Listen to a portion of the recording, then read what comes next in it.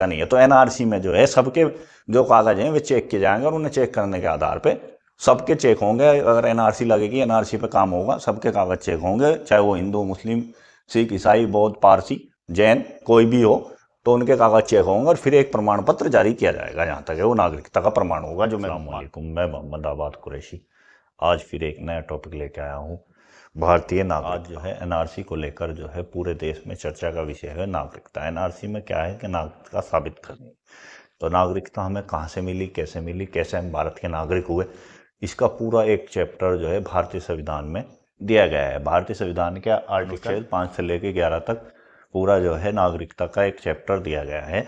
तो उसी के बारे में मैं बता रहा हूँ, पूरा बताऊंगा कि नागरिकता क्या है, नागरिकता कैसे मिली, नागरिकता कैसे मिलेगी, एनआरसी क्या है, सीएए क्या है, एनआरआई क्या है, ये सब बारे उस पूरी वीडियो में डिटेल से बताऊंगा।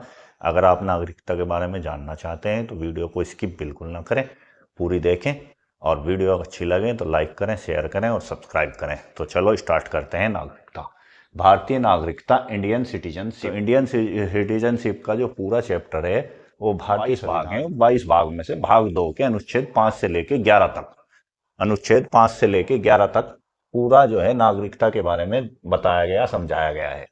हमारा देश आज़ाद हुआ, हमारा देश गुलाम था अंग्रेजों का। 1947 में देश आज़ाद हुआ, तो उस टाइम तक भारत को कोई संविधान नहीं था। तो उस वक्त जो संविधान बना 26 जनवरी 1950 में जो लागू हुआ देश में। तो उस संविधान के आर्टिकल 5 से 11 तक पूरा इसमें है। तो मैं जो हूँ 5 से 11 तक के सारी चीज़ आपको डिटेल वाइज बताऊंगा, ध्यान से देखें। तो सबसे पहले आर्टिकल 5, अनुच्छेद 5 में क्या है कि किस आधार पे जो है भारत में नागरिक हुए। सबसे पहला जो आधार दिया, जन्म भारत में हुआ है, यानी जिसका भी जन्म भारत में हुआ है वो भारत का नागरिक है। ये बात हो रही है 1950 की। फिर उसके बाद आया उसके माता पिता का जन्म भारत में हुआ हो, क्योंकि उस वक्त जब अंग्रेजों से लड़ाई हो रही थी आज़ादी के, तो कुछ जो है क्रांतिकारी बाहर विदेशों में रह रहे थे और वहीं से लड़ाई लड़ रहे थे, वहाँ उनकी बीवी बच्चे भी थे, तो उनके बच्चों का जन्म वहाँ हो गया। तो भारत के नागरिक कैसे हुए, तो ये दूसरे पॉइंट के आधार पे वे भी भारत के नागरिक हो गए। तीसरा था 26 जनवरी 1950 से 5 साल पहले से भारत में रहता हो, यानी कि 1945 से रह रहा हो या उससे पहले से रह रहा हो, वो भी भारत का नागरिक है। तो ये 3 आधार में से कोई भी एक आधार अगर किसी का पूरा हो रहा तो वो भारत का नागरिक हो गया। अब दूसरा आ गया अनुच्छेद 6। अनुच्छेद 6 में क्या है, ये उसी टाइम के लिए था, इसका अब कोई महत्व नहीं है। 1947 में देश आज़ाद हुआ, तो आज़ादी से कुछ पहले या कुछ आज़ादी के टाइम पे कुछ लोग इधर से उधर पाकिस्तान चले गए, कुछ पाकिस्तान से इधर आ गए, तो वो एक सिस्टम गड़बड़ा गया। तो उस टाइम जो है अनुच्छेद 6 उस टाइम के लिए है। तो उस टाइम एक डेट रखी गई 19 जुलाई 1948 से पहले। कुछ लोग पाकिस्तान चले गए और वहां जाके उन्होंने महसूस किया यार यहाँ तो गलत आ गया, हमें तो वापस अपने देश भारत जाना चाहिए, तो वे भारत आ गए।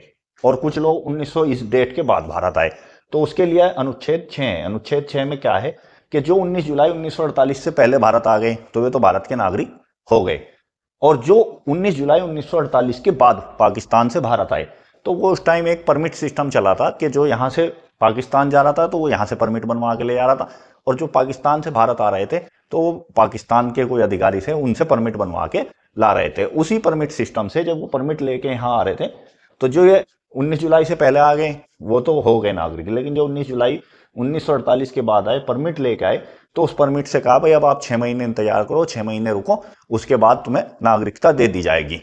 ठीक है, तो ये 2 तरीके थे। अब इनका कोई परमिट वाला सिस्टम है ही नहीं है, क्योंकि ना 1948 में हमारा जन्म हुआ, ना हमारे बड़ों का हुआ, दादा परदादा का हुआ, वे सब चले गए। 1948 वाले भी अब तो करीब करीब सब चले ही गए हैं। अब तो जो है हिंदुस्तान में 1950 के बाद के हैं ज्यादातर, तो उनका जन्म यहाँ हुआ है। अब इसी तरह अब बात करते हैं अनुच्छेद 7 की। अनुच्छेद 7 में क्या है वो मैं डिटेल से बताता हूँ। तो अनुच्छेद 7 क्या कह रहा है, भारत से पाक गए लोगों की नागरिकता। उस वक्त क्या हुआ था कि जब आज़ादी का माहौल चल रहा था, आज़ादी में वो हो रहा था कि देश आज़ाद होने वाला है, तो कुछ लोग जो है इधर से उधर पाकिस्तान चले गए थे। उसकी एक डेट 1 मार्च 1947 के बाद यदि कोई पाकिस्तान गया और फिर 1947 में ही 15 अगस्त 1947 में देश आज़ाद हो गया और उसे ऐसा महसूस हुआ यार तुम तो गलत आ गए यहाँ, तुम्हें वापस वहीं जाना चाहिए, और वे वापस भारत आ गए, तो उन्हें भारत ने वापस ले लिया और उनसे एक रजिस्ट्रेशन फार्म भरवाया गया और उनसे कहा आप 6 महीने आप इंतजार करो, उन्हें हम नागरिकता दे दी जाएगी। उन्हें सबको नागरिकता दे दी गई जो 1 मार्च 1947 के बाद पाकिस्तान गया था, और फिर जब ही आज़ादी के फौरन बाद मारकाट का दौर चला, उस दौर में वो वापस आ गया, उसे दी। अनुच्छेद 8 क्या कहता है? भारत के बाहर रह रहा व्यक्ति का बच्चा, यदि कोई भारतीय व्यक्ति उस दौर में भारत से बाहर रह रहा था, चाहे वो क्रांतिकारी था, राजदूत था या कुछ भी वो था, भारत के व्यक्ति था, वो बाहर रह रहा था, वहीं उसकी फैमिली थी, तो उसके वहां कोई बच्चा हुआ और उसके माता पिता दोनों भारतीय हैं, तो उस बच्चे को भी भारत की नागरिकता दे दी गई अनुच्छेद 8 में। अनुच्छेद 9 क्या कह रहा? विदेशी नागरिकता लेने पर भारत की नागरिकता समाप्त।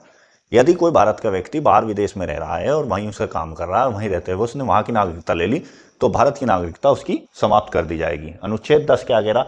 जब तक देश विरोधी कार्य न करे। यदि कोई भारतीय कोई ऐसा कार्य करता है जो देश विरोधी है, कि भारत पाकिस्तान का युद्ध हो रहा है और वो पाकिस्तान के साथ खड़ा है और ये सिद्ध हो जाए कि वो देश विरोधी कार्य कर रहा है, तो उसकी भी नागरिकता समाप्त कर दी जाएगी। और अनुच्छेद 11 क्या कह रहा है? संविधान बना 1950 में, 26 जनवरी 1950 में संविधान में उस टाइम वो दिया गए थे आर्टिकल, और इस पे जो है पूर्ण कानून जो बनना था नागरिकता का, उसके बारे में अनुच्छेद 11 क्या कह रहा? नागरिकता का कानून संसद बनाएगी। और संसद का कौन सा मंत्रालय बनाएगा? गृह मंत्रालय। तो अनुच्छेद का पूरा जो कानून बना वो भारतीय संसद ने बनाया और भारतीय संसद के गृह मंत्रालय ने बनाया। नागरिकता अधिनियम 1955 बनाया गया, उसी के आधार पर नागरिकता मिली है और उसमें समय समय पर बार बार संशोधन किए गए हैं और उसी संशोधन के हिसाब से नागरिकता अब तक दी जा रही है। नागरिकता अधिनियम बनाया गया 1955 में और अधिनियम में जो है क्राइटेरिया रखा गया, इस आधार पे जो है नागरिकता दी जाएगी। लेकिन जैसे जैसे इस अधिनियम का इस्तेमाल होता गया तो इसमें जो है कुछ ना कुछ कमियां थी। एक बार में आदमी संपूर्ण जो है ठीक नहीं बना सकता, जब उसे इस्तेमाल करते हैं, जब उसमें पता चलता है इसमें कुछ कमी है, तो जैसे जैसे उन कमियों का पता चलता रहा उसे ठीक करते रहे। उसमें पहला संशोधन हुआ 1986 में, 1992 में, 2003 में, 2005 में, 2015 में, 2019 में, जब भी जैसे जरूरत पड़ती रही उसमें संशोधन करते रहे भारत का संसद द्वारा, गृह मंत्रालय के द्वारा। तो 1955 में क्या था? जन्म के आधार पर, यानी जिसका जन्म भारत में हुआ हो उसे जन्म के आधार पर जो है भारत की नागरिकता दे दी गई। और फिर जो है उसमें बहुत सी बार क्या होता है, मान लो विदेशी से यहाँ घूमने आ रहे हैं, महिला प्रेग्नेंट है, उसका जन्म भारत में हो गया, इंग्लैंड के रहने वाले, उसे भारत की नागरिकता मिल गई बच्चे को। पाकिस्तान से यहाँ आ गए और यहाँ उनका जन्म हो गया पाकिस्तानी का, उसे भारत की नागरिकता मिल गई। तो इस चीज़ पे जब ऐसा बहुत सारा होने लगा केस, तो इसे जो है सन 1986 में इसमें सुधार किया गया और उसमें सुधार में ये कहा गया कि जो बच्चा भारत में जन्म ले रहा है उसके माता व पिता में से कोई एक भारतीय होना चाहिए। एक अगर उनमें भारतीय है, बच्चे ने हिंदुस्तान में जन्म लिया, तो उसे भारत की नागरिकता दे दी जाएगी। लेकिन इसका भी कुछ मिसयूज करने लगा पाकिस्तानी, कुछ यहाँ आने लगे और उन्होंने जो है यहाँ के जो है आए स्टूडेंट वीज़ा पे या किसी और वीज़ा पे और यहाँ शादी कर ली और शादी करके जो है बच्चा हो गया। तो फिर 2003 में उसमें फिर सुधार किया गया और उसमें सुधार ये किया गया कि माता और पिता दोनों में से एक भारतीय होना चाहिए और जो दूसरा है वो वैलिड होना चाहिए, उसके डॉक्यूमेंट बिल्कुल वैलिड होने चाहिए, वैलिड तरीके से भारत आया हो, वैलिड तरीके से शादी की हो और वैलिड ही बच्चा पैदा हुआ हो, जब उसे भारत की नागरिकता दी जाएगी। तो ये सुधार हो गया 2003 में। फिर एक दूसरा तरीका है वंश के आधार पर नागरिकता। जैसा हमें नागरिकता मिली है, हमें वंश के आधार पर नागरिकता मिली है, हमारे पिता भारतीय थे, हमारे दादा भारतीय थे, हमारे परदादा भारतीय थे, हम भारतीय हैं, तो हमें जो है वंश के आधार पर नागरिकता मिली हुई है। 1992 में था माता या पिता में से कोई भी अगर एक भारतीय है, उसका बेटे को नागरिकता दे दी जाएगी। लेकिन इसमें बाद में वंश किसके आधार पर माना जा? पिता के आधार पर। पिता या अगर भारतीय है तो उसका वंश भारतीय है। लेकिन फिर इसमें संशोधन किया गया, सुप्रीम कोर्ट के 1992 में सुधार किया गया कि माता या पिता, यानी माता भारतीय है जब भी नागरिकता मिलेगी, पिता भारतीय है जब भी नागरिकता मिलेगी। ठीक है। तीसरा है पंजीकरण के आधार पर। कोई विदेशी है, भारत आया, भारत रह रहा है, भारत को रहते हुए उसे अच्छा लग रहा है, भारत में वो रहना चाहता है, भारत की नागरिकता लेना चाहता है, तो उसे पंजीकरण कराना पड़ेगा। और पंजीकरण की शर्त थी कि उसे 7 साल भारत में रहते हुए हो गए हों। 7 साल बाद वो पंजीकरण करा लेगा, फिर वो भारत सरकार का गृह मंत्रालय देखेगा कि इसे नागरिकता देनी या नहीं देनी, क्योंकि जरूरी नहीं है जिसका पंजीकरण हो गया उसकी नागरिकता भी हो। चौथा है देशीकरण। देशीकरण में क्या था?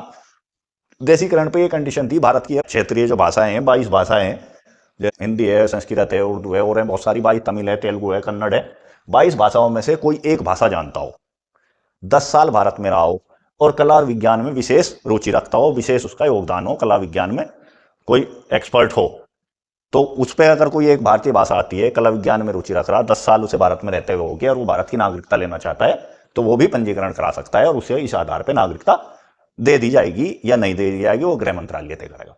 पांचवा है अर्जित भूमि। अर्जित भूमि कौन सी है?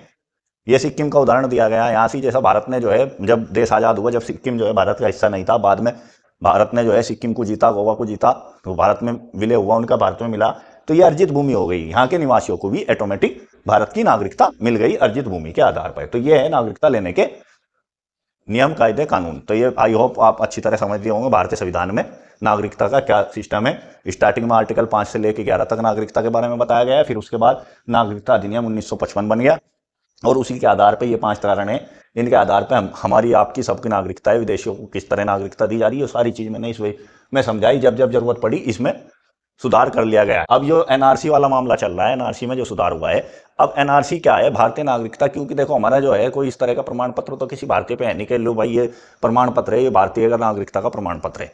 हो सकता है ये पंजीकरण वाले, देशीकरण वाले या जित भूमि वालों को इन्हें मिला हो, लेकिन जो वंश के आधार पर जिन्हें मिल रहा है, जन्म के आधार पर जिन पे राष्ट्रीयता है, उन पर कोई प्रमाण पत्र इस तरह का नहीं है। तो एनआरसी में जो है सबके जो कागज हैं वे चेक किए जाएंगे और उन्हें चेक करने के आधार पर सबके चेक होंगे। अगर एनआरसी लगेगी, एनआरसी पे काम होगा, सबके कागज चेक होंगे, चाहे वो हिंदू, मुस्लिम, सिख, ईसाई, बौद्ध, पारसी, जैन कोई भी हो, तो उनके कागज चेक होंगे और फिर एक प्रमाण पत्र जारी किया जाएगा, जहां तक है वो नागरिकता का प्रमाण होगा, जो मैं मानता हूं। तो ये है भारतीय नागरिकता के सारे नियम। और भी कुछ होगा। वीडियो आपको आई होप अच्छी लगी होगी। वीडियो अच्छी लगी हो तो लाइक करें, शेयर करें और चैनल को सब्सक्राइब करें। और नागरिकता के बारे में अगर आपका फिर भी कोई क्वेश्चन हो तो कमेंट्स करें, उसका भी जवाब दिया जाएगा।